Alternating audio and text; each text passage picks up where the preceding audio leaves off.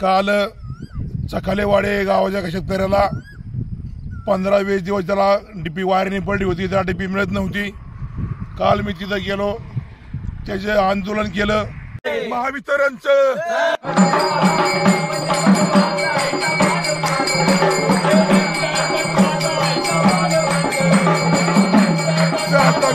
आंदोलन केलं आहे, पण ते माझं आंदोलन सक्सेस झालं। आज त्या शेतकऱ्याची डीपी बसून तयार झाली आहे। इथून पुढे मी वेगळे आंदोलन करणार आहे। मला कुणी येडं म्हणा, काही म्हणा, लोक मला येडं म्हणतात। येडं म्हणलं तरी काही अडचण नाही।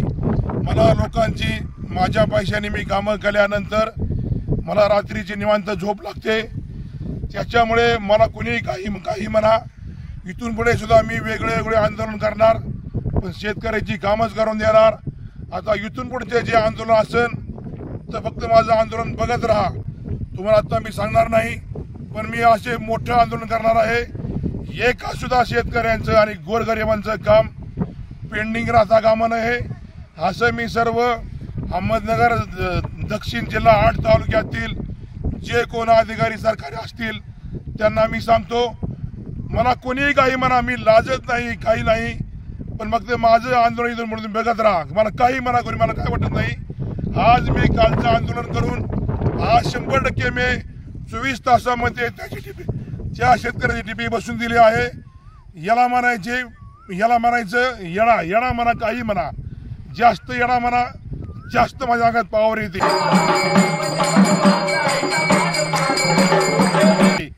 असं मी सर्वांना सांगतो, तुम्हाला काय म्हणायचे म्हणा। सत्यमेव जयते, रामकृष्ण हरी, जय भीम, जय मल्हार। सुरेश सनमपू गाडवे, चखालेवाडी। माझ्या रानातील 5 जून 2024 रोजी वाऱ्याच्या वादळाने डीपी पडली होती, तर मी वायरमॅनना पण हा विषय कळवला।